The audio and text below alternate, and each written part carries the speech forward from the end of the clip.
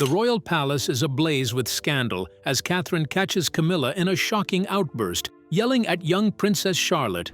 The explosive confrontation has sent shockwaves through the monarchy, exposing raw tensions and hidden rivalries. But it's Catherine's jaw-dropping response that's left everyone speechless, redefining royal loyalty and power. So, what exactly sparked Camilla's tirade? How did Catherine turn the tables? Join us as we uncover the fiery clash and reveal the stunning moment that's rocking the crown to its core. The day that shook Sandringham. It started as one of those gentle, carefully planned royal afternoons, the sort designed to remind the world that, behind the titles and ceremonies, the monarchy still has moments of family warmth. Sandringham, with its soft winter light and quiet halls, had opened its doors that day to a small circle of senior royals and their children for an intimate lunch, followed by a private walk indoors to admire the winter gardens. There were no flashing cameras, no formal speeches, no velvet ropes, only the gleam of polished silver cutlery laid neatly on long tables, crisp linen folded with military precision, and the faint perfume of roses, drifting lazily through the air. It was the kind of setting where tradition breathed in every detail, where everyone knew exactly where to sit, how to speak, and when to smile. Yet beneath that perfect calm, there was a thread of something far more fragile, the kind of stillness that could shatter if the wrong word was spoken.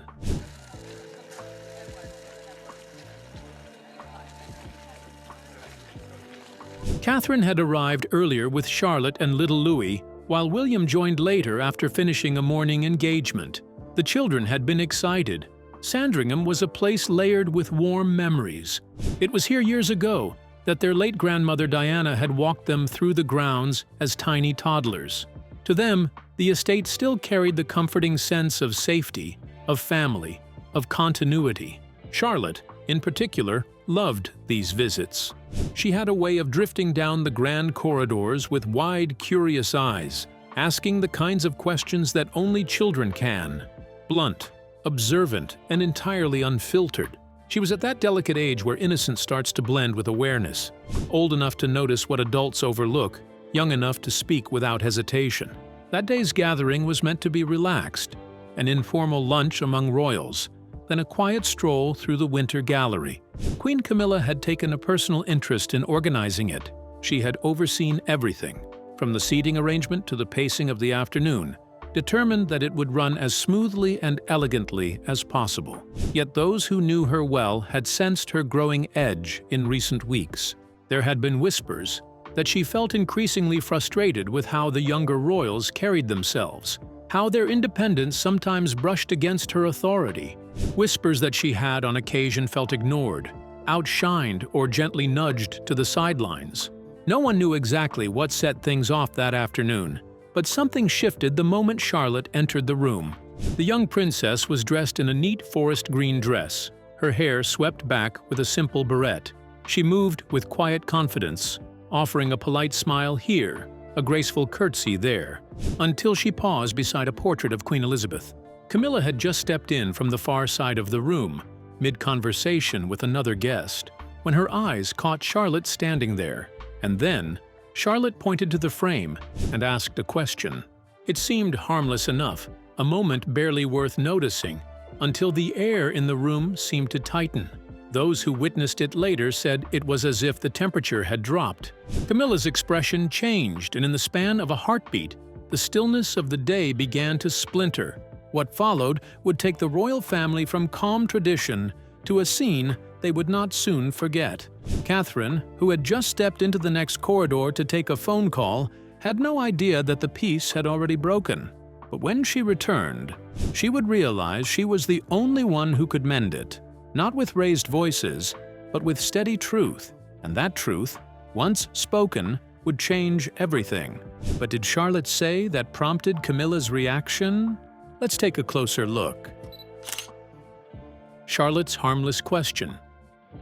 The Winter Gallery was the kind of room that seemed to hold its breath. Every inch of it whispered of centuries gone by, portraits of kings and queens watching from their gilded frames, glass cabinets guarding metals no one had touched in decades, and tall backed chairs embroidered with gold thread, their cushions uncreased from years without use. To most grown-ups, it was a place to stand still and speak softly, as if the walls themselves demanded respect. But for a child like Princess Charlotte, the room wasn't silent at all. It was alive, full of stories she didn't yet know, but desperately wanted to hear. She moved slowly along the wall until she stopped in front of a painting hanging at her eye level. It was of Queen Elizabeth II, young and glowing, wearing a deep royal blue sash and a glittering crown. Charlotte tilted her head, studying it. Then she turned toward the nearest adult, Queen Camilla. Her voice was small but curious. "Did Granny ever sit on that chair?" Camilla glanced over, her expression unreadable. "Which chair?" she asked, her tone polite but edged. Charlotte pointed to an antique throne sitting just beneath the portrait, its wood dark and polished, its fabric rich and regal. "That one. Did Granny Elizabeth ever sit in it, or is it just for looking?" To most, the question would have sounded sweet, the kind of innocent wondering only a child could come up with, a bridge between the past she'd heard about and the present she was living in. But something shifted in Camilla's face. Her eyes cooled, her shoulders stiffened. A few staff members were scattered across the room, but none were close enough to step in. For reasons that baffled those who later recalled the moment, Camilla seemed to take the question as a personal challenge. Her reply came low and clipped, like the snap of a closing book. "Those chairs are not for playing, Charlotte," she said sharply. "They are part of royal history and not yours to fuss over." Charlotte froze. It wasn't the words that startled her, it was the way they were said. There was no warmth, no kindness, just a sharpness she wasn't used to. She stepped back, clasped her hands in front of her, and kept her lips pressed together.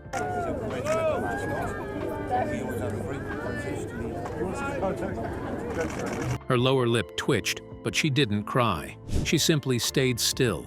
Camilla didn't stop. Her voice rose, cutting through the stillness of the gallery. "You may be a princess, but you are not the authority on everything you see. Learn your place, young lady." A member of staff standing by the archway turned abruptly at the sound. One guest, caught mid-sip of their drink, lowered their glass without swallowing. Charlotte stood there, frozen, not with fear, but with disbelief. And then Catherine returned. She stepped in quietly from the adjoining corridor, arriving just in time to hear the last of Camilla's words. She took in the scene at once, Charlotte's stiff stance, the way she avoided looking at Camilla, the flush spreading across her cheeks.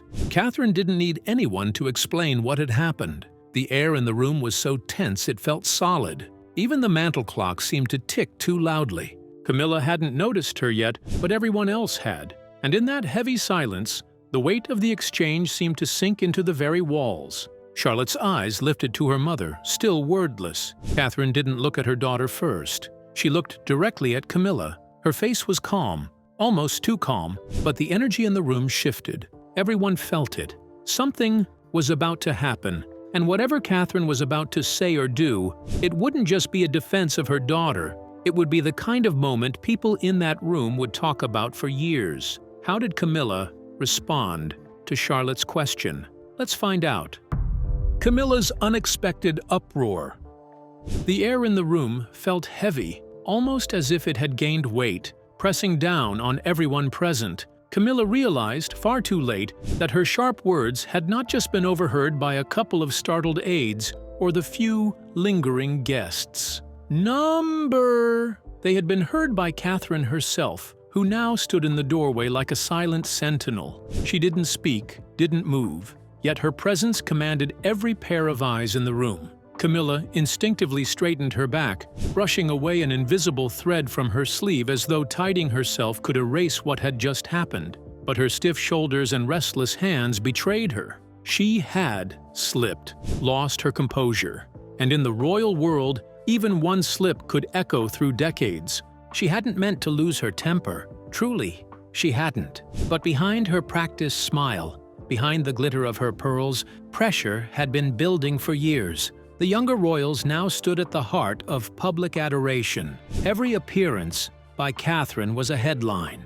Every laugh or wave from the Wales children was replayed in photographs across the world. every tiny act of kindness from young Charlotte was celebrated. It wasn't the sort of jealousy splashed across tabloid covers. It was something quieter, older, a creeping fear that her own chapter in the royal story might be turning its last page, that no matter how many charity galas she attended, no matter how loyal she was to the crown, she could never compete with the lingering, almost sacred affection the public still held for Diana, and carrying an effortless grace that couldn't be taught. The child's question about the chair hadn't been rude. It wasn't a challenge. But to Camilla, in that moment, it sounded sharper than it was meant. She read too much into the tone, the gesture, the way Charlotte had pointed, and before she could stop herself, her usually measured voice had snapped. Now, here stood the aftermath in the form of Catherine, calm, steady, and watching. Charlotte didn't flinch. She didn't cry. She didn't dart behind her mother. Instead, she stood with her small hands folded behind her back, her gaze lowered, not in guilt, but in a kind of puzzled innocence. She had only asked a question.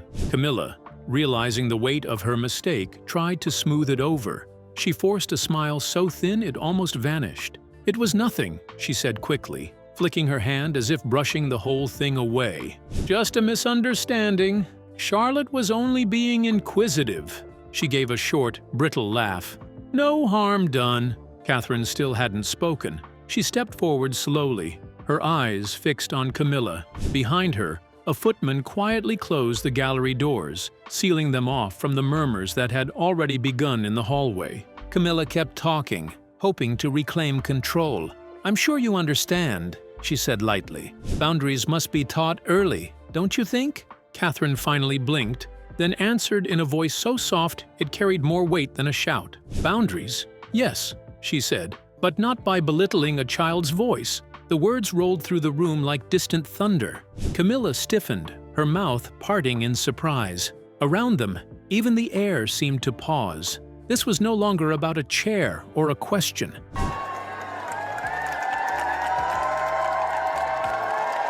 It was about dignity, about the unspoken code of how the youngest in the family should be treated. Catherine had not come to argue. She had come to draw a line, one that would be remembered long after the portraits in the gallery faded and the great doors of Sandringham closed for the season. Did Catherine walk into the room angrily, or was she in for peace? Let's find out.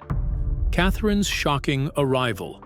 Some moments in royal history don't seem to change anything on the outside, but quietly change everything inside. When Catherine walked into the room at Sandringham, she didn't come in shouting or pointing fingers. She came in with the calm grace of a future queen, but also the steady presence of a mother. Her heels made a soft click on the polished floor. Yet even that was enough to make everyone look her way. Charlotte spotted her first, and for a split second, relief flickered across her young face. Camilla turned too, already sensing what was about to happen, though she didn't know just how deeply it would hit. Catherine said nothing at first. She simply walked to Charlotte, crouched down so they were eye to eye, and gently brushed her hand along her daughter's arm. "Are you all right, darling?"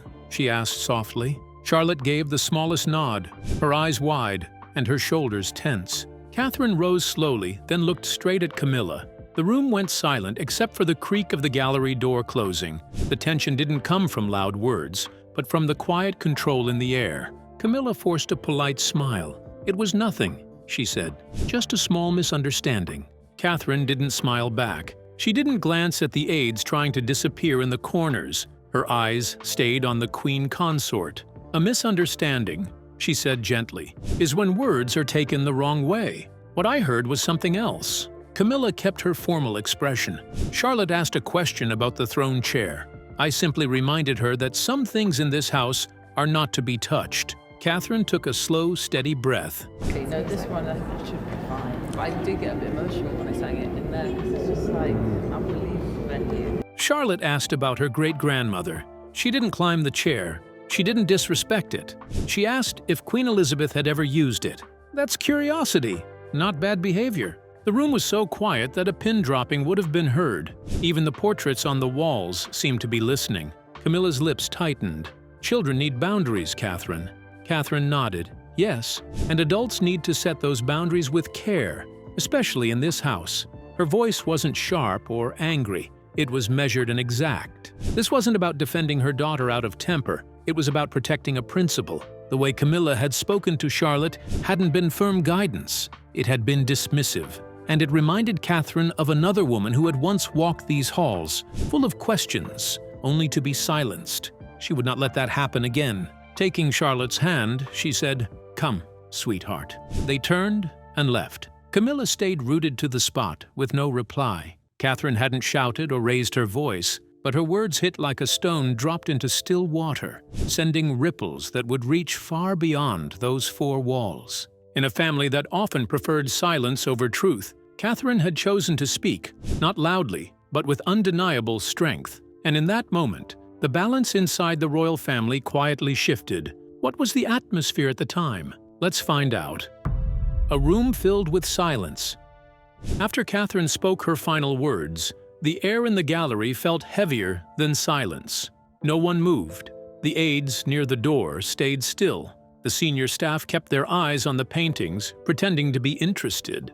Even Camilla didn't move. Catherine hadn't raised her voice, but the firmness in her tone cut through centuries of unspoken royal rules. This wasn't just a mother protecting her child. It was the future Queen of England quietly reminding the current one that kindness was not optional. Charlotte walked beside her mother with calm dignity, her small hand holding Catherine's. She didn't look back. She didn't need to. Camilla remained standing before the portrait of Queen Elizabeth II. Her posture was straight, her hands clasped, but the color had left her face. She was used to controlling a room. Catherine's words had done something rare. They had stopped her completely. A royal steward quietly cleared his throat, breaking the unbearable silence. He moved toward the tea tray, lifting it carefully as though afraid to disturb the air. Another aide whispered to a colleague who quickly left the room. No one mentioned what had just happened, yet everyone felt it. In the palace, power often lies in what is left unsaid. But at this moment, Catherine's choice to speak had left the room empty of anything else to say. Camilla slowly turned toward the door, perhaps hoping someone would step in and soften the moment. But no one did. Even her closest staff knew this was not something to cover up. This was a clear line that could not be erased. Catherine and Charlotte did not return to the gathering.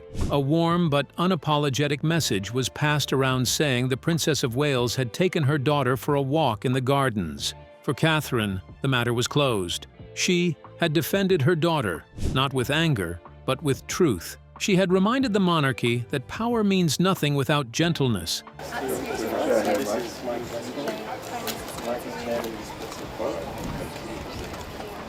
And authority without compassion is just noise. The family continued polite conversation, carefully avoiding the topic, but the atmosphere still carried the weight of what had happened. It wasn't remembered because it was dramatic. It was remembered because it was real. In a palace built on history and strict rules, one honest moment had broken through, and everyone knew nothing would be quite the same again. As Catherine and Charlotte walked down the long corridor, the thick royal carpet softened their steps. The gallery door closed behind them, but her words stayed in the air like distant thunder. She hadn't shouted or humiliated anyone, but what she said, and how she said it, left a mark deeper than any public scandal. In just a few sentences, Catherine had spoken something rarely voiced inside palace walls. Being royal does not excuse you from humility, and children, even those born into crowns, deserve respect. No one dared repeat her words aloud, but everyone remembered them. She asked about her great-grandmother. That's curiosity, not misbehavior. That line alone cut through years of silence that had weighed on the women in that family.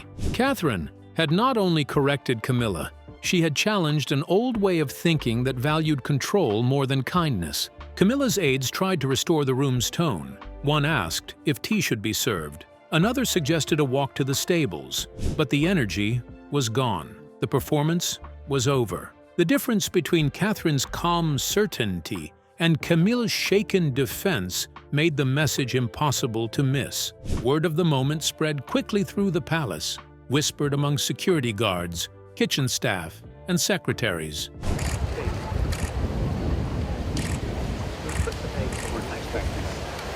No one debated it. They just repeated Catherine's last sentence. Boundaries, yes, but not by belittling a child's voice. It wasn't gossip. It was a quiet reckoning. In the past, such a confrontation would have been buried, smoothed over, and hidden. But Catherine had left no room for spin.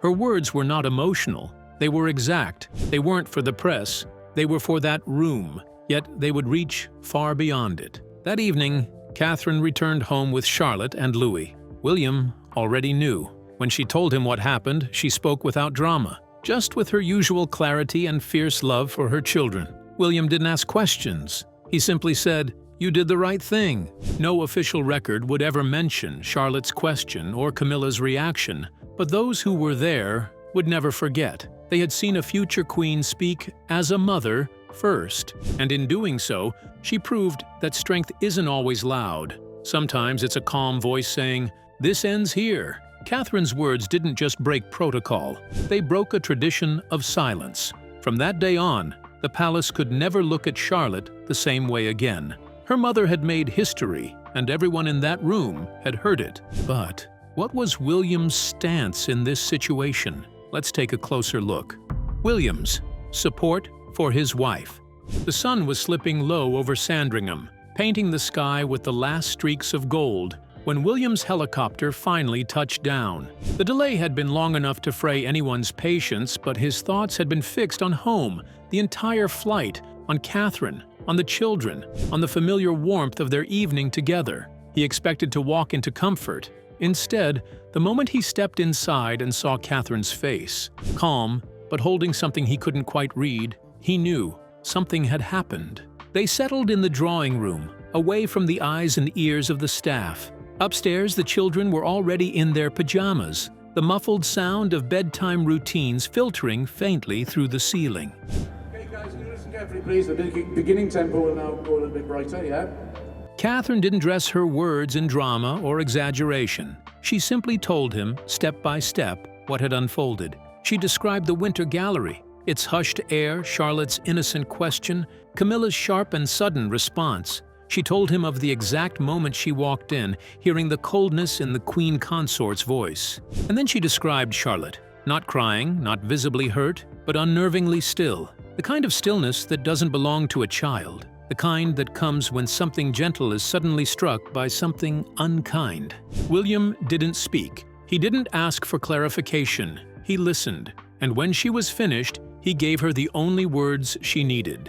You did right by her. He wasn't speaking only as a father. He was speaking as a son who still carried the memory of his own mother being silenced in those very halls. He knew exactly what it meant to stand beside someone who had been dismissed, to watch someone you loved shrink under the weight of cold, calculated authority. And he knew, without a flicker of doubt, that his children would never stand alone in such moments. The next morning, William acted, quietly. No public statements, no threats, no raised voices, just a closed-door conversation with Camilla. No aides, no secretaries, no record of words. The study door stayed shut for nearly 20 minutes. When it finally opened, Camilla emerged first. Her face was composed, but there was a pale cast to her skin. William followed a few minutes later, silent, giving nothing away. Whatever passed between them stayed behind that door, but the atmosphere in the palace shifted. Staff who had once exchanged awkward glances when Charlotte entered now greeted her warmly, without hesitation. I've been actually trying to keep quiet about reaching 3/4 of a century.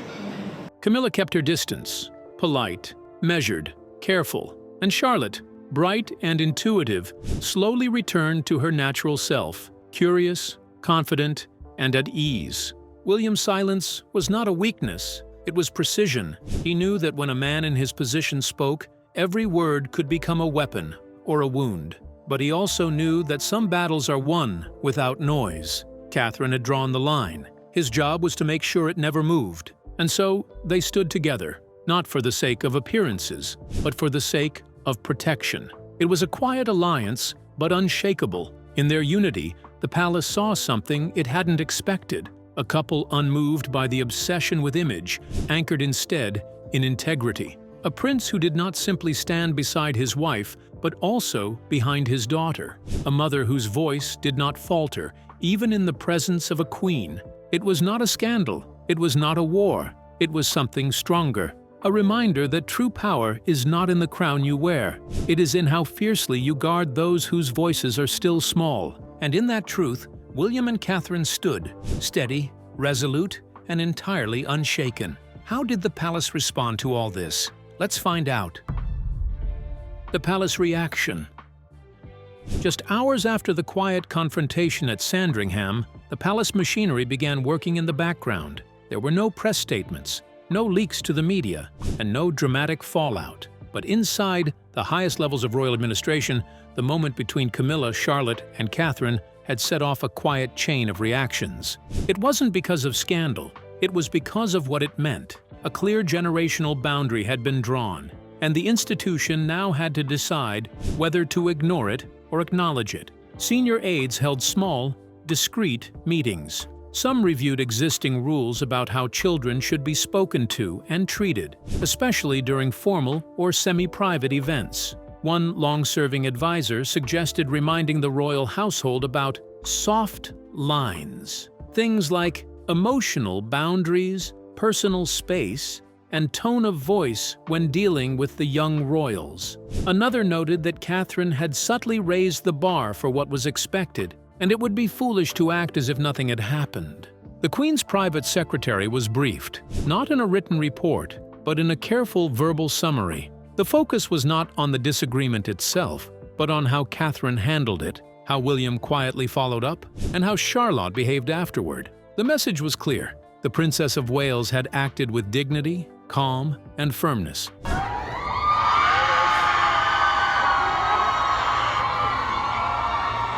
She hadn't embarrassed anyone, but she had made her point, and it was noticed. Camilla kept her composure in public. The next day in Norfolk, she attended a planned event, smiling for the cameras and sticking to her schedule. But those close to her noticed a change, a certain coolness, and a quiet understanding that she had crossed an unspoken line, not just with a child, but with the future queen. Even her longtime supporters avoided defending her this time. Catherine and William never spoke of it again, not to staff, friends, or even in passing. Their silence was intentional, not to hide what happened, but to shield Charlotte from unnecessary attention. Still, everyone who needed to understand got the message. The Wales household would not accept emotional carelessness toward their children. Among younger palace staff, respect for Catherine grew. Can turn the nourishment of the body into a painful attack on themselves. Many had joined the royal service after Princess Diana's time,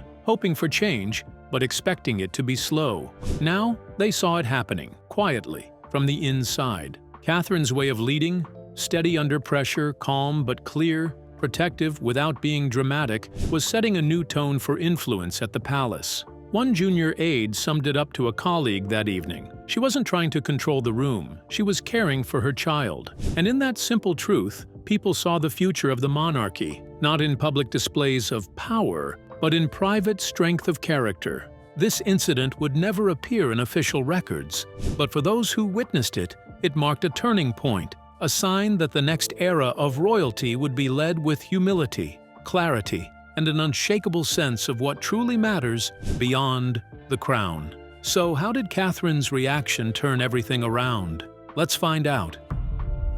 Catherine's response. That changed the situation. For years, the royal family had lived on a careful balance of silence and appearances. Awkward moments were covered up with polite smiles. Disagreements were hidden behind perfect photographs. The children, especially those in line to the throne, were expected to act with royal elegance, even when they were too young to understand it. But on that day at Sandringham, when Catherine calmly stepped between Camilla and Charlotte and spoke with quiet determination, something changed, not in a dramatic way, but in a deeper, unseen way. It's so weird when they get bigger to think that they were that tiny. Catherine didn't make a scene. She didn't ask for attention or demand an apology. What she did was far more meaningful. She spoke the truth about what was wrong and stood up for a child who, in past royal generations, would have been told to stay silent. It was a moment Princess Diana rarely got to have herself, a kind of protection she often went without. That's what made it unforgettable. Inside the palace, people began to rethink what being royal really meant. It wasn't just about rules anymore, it was about presence and compassion. What it is. What it is, exactly, and how we can support not only ourselves but each other as well. Catherine showed that a future queen could lead with empathy, setting firm boundaries with grace. For her, being a mother wasn't separate from her role. It was what gave her authority real weight. That day, Charlotte learned more than just that her mother would defend her. She learned her voice mattered, even in a palace where voices are often hushed. The staff who saw it left not with gossip, but with respect. They weren't impressed because Catherine had embarrassed Camilla, but because she hadn't. She could have shown anger but chose integrity instead. The impact spread quietly through the family. Conversations became more thoughtful. Invitations involving children were handled more carefully. Camilla, though never publicly corrected, became more cautious around the children, not from fear, but from the clear message that Catherine's silence after the incident was not weakness. Having been lucky enough to meet some of our country's amazing charities and organisations. It was strength. For the monarchy, which has always valued its image, this moment became an unspoken mark on its future. It would never be in the official record, but within the palace, it became a quiet example for the next generation. For Catherine, it wasn't a personal win. It was a promise kept to her daughter, her family, and the kind of kingdom she wants to help build. One where kindness isn't seen as weakness, where children's voices are heard, and where queens lead with love instead of fear. History books might never mention the day Catherine stood in that gallery, but those who were there will never forget it. Because in that quiet moment, she showed what real power looks like without raising her voice. In a palace built on centuries of tradition and unspoken rules, her calm defense of her daughter changed everything. Not through scandal, but through dignity. Her words weren't just for Charlotte. They carried meaning for every child who's ever been told to stay silent. Camilla may hold the title of queen consort, but that day, Catherine ruled, with grace, with certainty, and with unshakable love. She didn't just defend her daughter, she set a new example of royal strength. This wasn't a story about conflict. It was a story about conviction. A mother standing up not just for her child, but for a better kind of legacy. Because history isn't always made with a crown. Sometimes it's made with a whisper. So, how do you think about Catherine's reaction when she caught Camilla yelling at Charlotte? Let us know your answer in the comments section. Don't forget to like and subscribe.